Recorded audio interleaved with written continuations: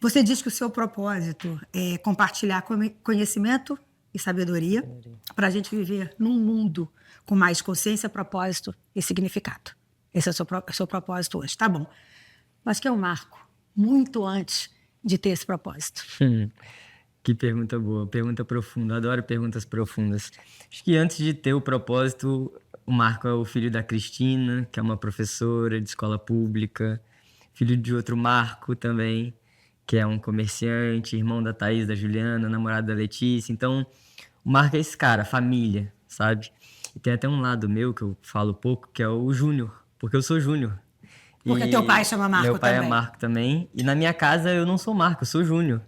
E eu sinto que eu tenho como se eu tivesse diferentes vidas, assim. Com a minha família eu me sinto livre, leve para ser brincalhão, para ser muito extrovertido, para dar risada, para fazer brincadeira.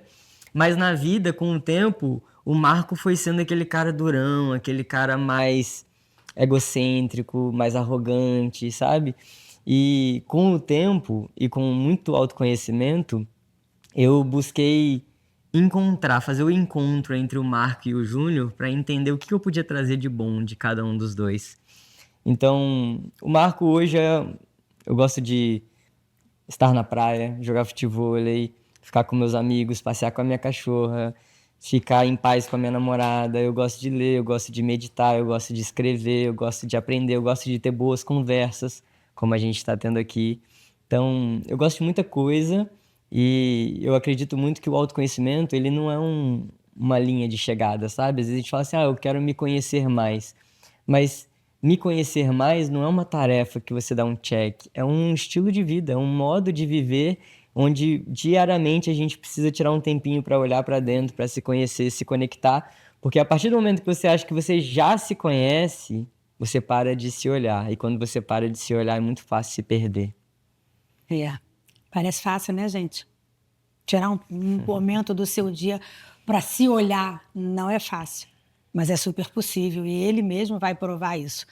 Que você conta que você era muito ansioso e tudo, mas até ali, até na faculdade, você tinha uma postura. E a partir da faculdade, você viu um mundo diferente e você começou a mudar a partir do autoconhecimento. Conta essa fase aí pra gente. Vou contar.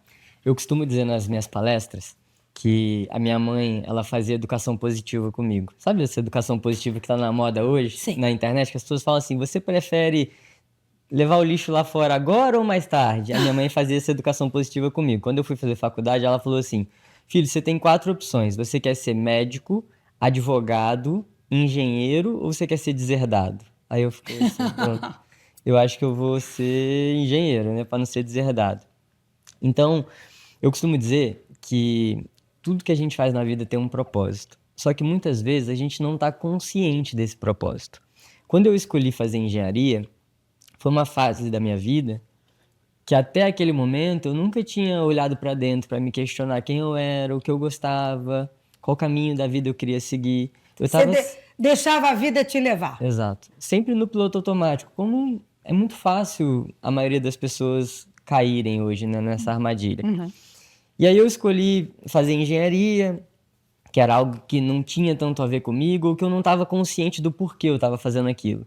No fundo, eu queria agradar meus pais, eu queria ser bem visto pela sociedade, eu queria encontrar um emprego que eu pudesse ser bem pago, que eu tivesse a aprovação das pessoas, mas no fundo, aquilo não fazia tanto sentido para mim. E foi durante a faculdade que eu comecei a ter oportunidades que me levaram a diferentes lugares, a conhecer diferentes pessoas, e aí sim eu comecei a questionar quem eu era, qual era o meu propósito e comecei a me conhecer um pouco mais. Mas até aquele momento eu estava muito inconsciente de tudo. E a inconsciência, ela gera ansiedade, ela gera estresse, desgaste emocional. Quando a gente não olha para dentro, quando a gente não para um momento para se questionar qual é o sentido disso, qual é o propósito disso, a gente está sendo levado pela inconsciência, pela falta de clareza. E isso acaba gerando tanta ansiedade, solidão, que é o que a gente está vendo hoje.